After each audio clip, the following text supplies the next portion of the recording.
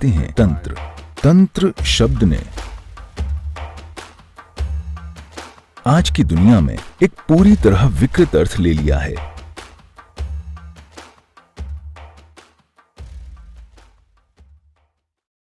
क्योंकि आमतौर पर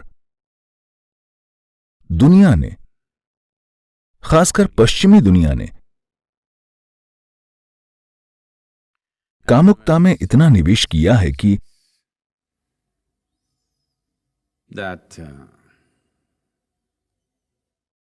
अगर आप सिर्फ कहते हैं शरीर, तो उनका मन कामुक विचारों में चला जाता है। ऐसी मानसिक अवस्था और रवैये के साथ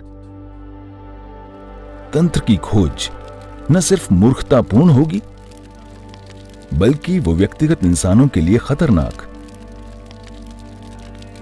और नुकसानदायक भी हो सकती है।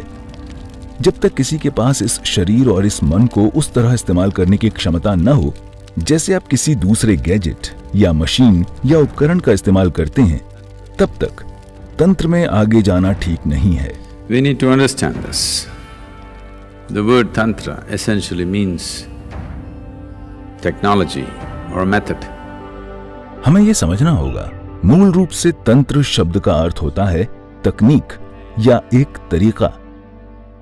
योग और तंत्र के बीच मूलभूत अंतर यह है कि योग एक ऐसी तकनीक है जो पूरी तरह आंतरिक है। ये ऐसी चीज नहीं है जिसमें हर कोई सक्षम हो, क्योंकि ये इतनी आंतरिक है। जो काम करना होगा इस शरीर तक पहुंचने के लिए, इस जीव तक पहुंचने के लिए, और ये जो है उसकी आंतरिक प्रकृति का इस्तेमाल करने के लिए, उसके लिए अनुशासन और बहुत मेहनत की जरूरत है। And without a strong element of grace, not many will ever succeed. और कृपा के शक्तिशाली तत्व के बिना बहुत से लोग कभी सफल नहीं हो पाएंगे। थोड़ी थोड़ी सफलता, हाँ, लेकिन पूर्ण सफलता तब तक हासिल नहीं हो सकती जब तक कि कृपा का एक शक्तिशाली तत्व मौजूद न हो।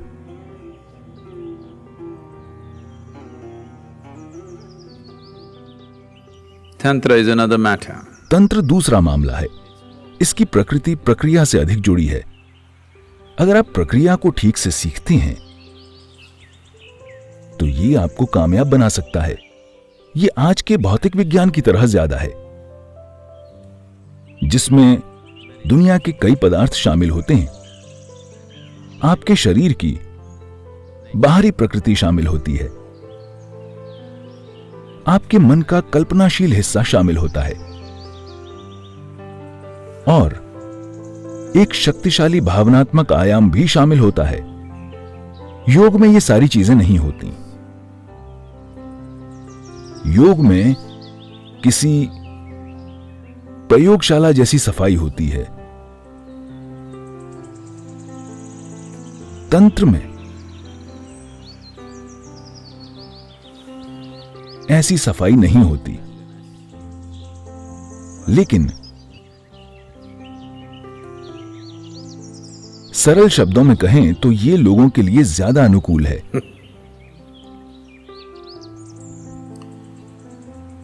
ये लोगों के अनुकूल है क्योंकि इसमें कई संभावनाएं हैं, कई अवसर हैं।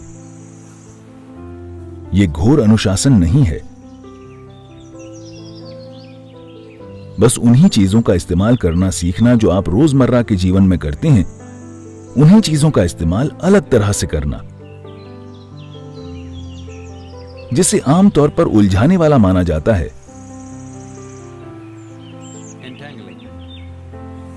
उसे ही बदलने की कोशिश करना। आपको भोजन पसंद है, अपने भोजन करने के तरीके को बदल दीजिए और वो एक आध्यात्मिक प्रक्रिया बन जाती है।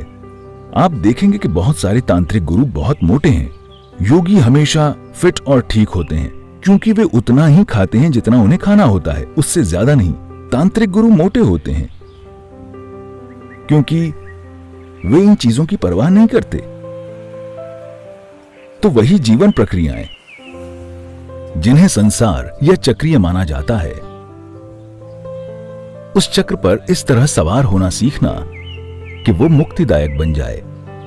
योग का तरीका यह है कि चक्र में न उलझा जाए, उससे दूर रहा जाए। ये एक सुरक्षित रास्ता है, साफ रास्ता है। ये एक मिश्रण है तमाम तरह की चीजें, लेकिन ये लोगों के अनुकूल है क्योंकि लोग वैसे भी गड्ढमड्ढ हैं। पूरी आबादी कभी इस बारे में बहुत अनुशासित नहीं होने वाली कि बहुत आंतरिक प्रकृति वाली प्रक्रियाएं कैसे करें। वो हमेशा लोगों का एक छोटा समूह होगा।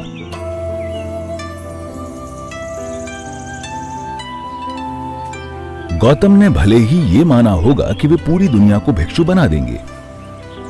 40,000 भिक्षु पूरी दुनिया नहीं है, ठीक है। उन्होंने 40,000 भिक्षु बनाए। मैं उतने भी नहीं बनाना चाहता।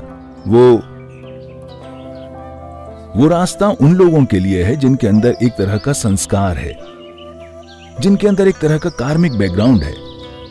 बाकी के लोग अगर उस रास्ते पर जाते हैं तो वो बेतुका हो जाएगा। वे भी जिनके पास वो संस्कार हैं, अगर वे इस जीवन में इस स्तर का अनुशासन बनाए नहीं रखते तो उनका सारा संस्कार हवा में उड़ जाएगा और वे भटक जाएंगे, क्योंकि ये तनी हुई रस्सी पर चलने जैसा है। How many can walk on the rope? कितने लोग रस्सी पर चल सकते हैं? सड़क पर हर कोई चल सकता है, लेकिन सड़क के किनारे बाजार होता है, उसके किनारे दूसरे आकर्षण होते हैं। बहुत से लोग खो जाएंगे, वे कभी कहीं नहीं पहुंच पाएंगे। लेकिन ये लोगों के अनुकूल है क्योंकि वे सड़क पर चल रहे हैं, उस सड़क पर जिसे वे अपने जीवन में पहले से जानते हैं, कोई दूसरी सड़क नहीं। सारी प्रक्रियाएं वही हैं, उसे अलग तरह से इस्तेमाल करना सीखना होगा, जो लोगों के अनुकूल है, लेकिन साथ ही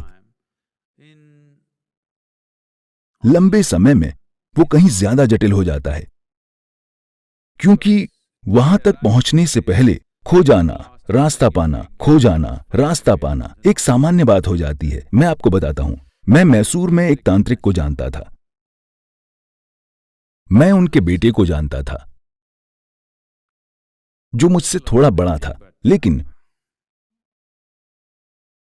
वो एक तरह का रेस्टोरेंट चलाता था।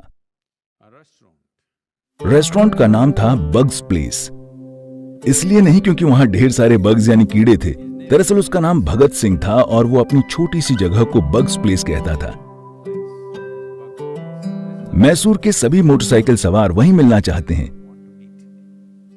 क्योंकि सारी बातचीत रफ्तार को लेकर होती है। तो हर दिन वही बातचीत होती है, आप एक मोटरसाइकिल को उससे थोड़ा और तेज कैसे कर सकते हैं जितना वो अभी चलती है। साथ ही कई बार वो इसके परे चली जाती थी और हम चर्चा करते थे कि इस दुनिया को एक बेहतर जगह कैसे बनाएं। मैं बग्स के पिता की ओर आकर्षित हुआ, क्योंकि बग्स के पिता एक तांत्रिक थे। वे एक पूर्व सैनिक थे, लेकिन वे देवी के उपासक बन गए और उनके घर पर एक देवी थी, और शाम को 4 बजे वे वहां बैठ जाएंगे। लोग आना शुरू कर देते हैं, वे पूरे दिन पूजा करते हैं और शाम को 4 बजे लोगों के साथ बैठते हैं। जनता दरबार, लोग आना शुरू करते हैं। हमेशा रम की बोतलें ही एकमात्र भेंट है। अगर लोग रम से भरी बोतल लाते तो वे बस गुड़ गुड़ गुड़ गुड़। आप पानी भी इस तरह नहीं पी सकते। आप एक बार में 3/4 लीटर पानी नहीं पी सकते, ठीक है, कम से कम मैं तो नहीं।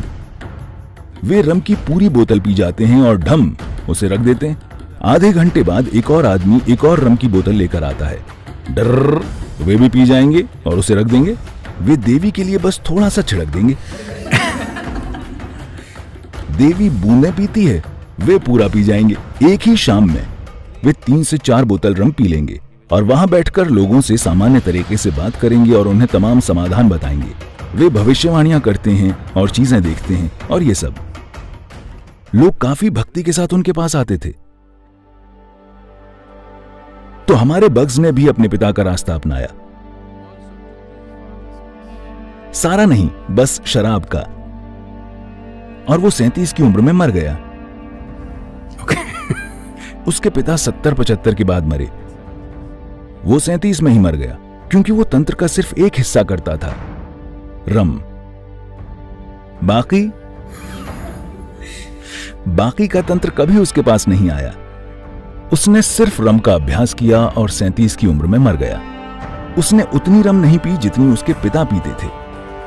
उसने शायद उसका 10% ही पिया और मर गया। ठीक है, तो तंत्र का तरीका ऐसा है। एक बार ऐसा हुआ, आदि शंकर अपने शिष्यों के साथ पैदल जा रहे थे। उन्होंने देखा कि एक गांव के बाहर, उन दिनों शराब हमेशा शहर या गांव के बाहर होती थी, अब वो हर किसी के घर में आ रही है। उसे शहर के बाहर होना होगा। अगर कोई पीना चाहता है तो वो बाहर जाकर पीते हैं, कभी भी रहने की जगह के अंदर नहीं। तो उन्होंने लोगों के एक समूह को देखा जो नशे की अलग अलग अवस्थाओं में थे। वे देखना चाहते थे कि वो क्या है। वे गए, वो ताड़ी थी। उन्होंने ताड़ी से भरा एक मटका उठाया और उसे पी गए और फिर चल दिए। जो शिष्य उनके पीछे चल रहे थे उन्होंने चर्चा शुरू कर दी, अरे हमारे गुरु पी रहे हैं, हम क्या कर रहे हैं? तो जिस अगले गांव में वे गए उन्होंने भी पी ली, एक मटका नहीं बल्कि थोड़ी सी, और उनके पीछे चल पड़े। आदिशंकर ने देखा कि वे सब नशे में हैं।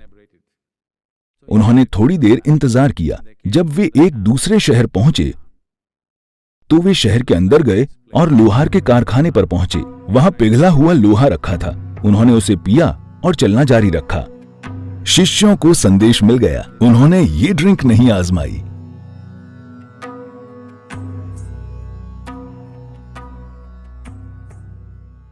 तो तंत्र में यह समस्या है क्योंकि इसमें आप रोजमर्रा की चीजों का एक आध्यात्मिक प्रक्रिया की तरह इस्तेमाल कर रहे हैं। शायद लोग बस उसमें उलझ कर रह जाएं। फिलहाल पश्चिम में उन्हें लगता है कि तंत्र यानी सिर्फ सेक्सुअलिटी, क्योंकि उन्होंने सिद्धि पाने के लिए हर संभव तरीका इस्तेमाल किया। कुछ भी वर्जित नहीं था क्योंकि उन्होंने किसी भी चीज को सही या गलत के रूप में नहीं देखा। इंसान जो कुछ भी कर रहे हैं उन्हीं चीजों का इस्तेमाल खुद को ऊंचा उठाने के लिए करो, यही तंत्र का तरीका है। लेकिन जब आपके पास एक पक्षपाती मानसिकता होती है तो ये एक खतरनाक प्रक्रिया बन जाती है, क्योंकि अब आप चुनने लगेंगे कि क्या करना है। आपने सिर्फ रम को चुना, सुबह की पूजा को नहीं जो वे करते थे। वे सुबह 4 बजे उठते हैं, दिन भर वे अपनी पूजा करते हैं। वो आपको बहुत आकर्षक नहीं लगा, बस शाम की रम अच्छी लगी। आपने बस उसका वही हिस्सा किया। वो आपकी जिंदगी ले लेगा। But yoga will never do that. लेकिन योग कभी ऐसा नहीं करेगा। योग में आप या तो तेजी से आगे बढ़ेंगे या धीरे धीरे, लेकिन आप भटकेंगे नहीं, क्योंकि ये एक आंतरिक मार्ग है। आप भटक नहीं सकते। आप धीरे धीरे जा सकते हैं या तेजी से, जो इस पर निर्भर है कि आप क्या कर रहे हैं और कैसे कर रहे हैं, लेकिन आप भटकेंगे नहीं। तो इनके मिश्रण इस्तेमाल किए गए। जब शिष्य की बात आती है तो ये सिर्फ योग है। जब गुरु की बात आती है तो वे शिष्य पर अलग अलग तरह से तंत्र का प्रयोग करते हैं, ऐसे रूपों में कि वो जान नहीं पाएंगे। लेकिन जहां तक अनुशासन की बात है, ये योग है। आज के समय के लिए ये एक समझदारी भरा तरीका है, वरना लोग भटक जाएंगे, क्योंकि आज की दुनिया में निर्देश एक बड़ी समस्या है। आप किसी को कोई निर्देश नहीं दे सकते। आप उन्हें कुछ करने को कहें, वे कुछ और करेंगे। हां, हमेशा, क्योंकि अगर वे कुछ और नहीं करते तो उनका दिमाग दुखी होगा। उन्हें हर उस चीज पर अपने पैरों के निशान छोड़ने होते हैं जिसे वो करते हैं। उन्हें अपनी छोटी सी मूर्खता भरी चीज करनी ही होती है। जो लोग पैरों के निशान छोड़ना चाहते हैं उन्हें यह समझना चाहिए कि वे कभी उड़ नहीं पाएंगे। अभी मनुष्यता का यही अभिशाप है। वे हर चीज पर पैरों के निशान छोड़ना चाहते हैं, यानी कि वे कभी उड़ नहीं पाएंगे।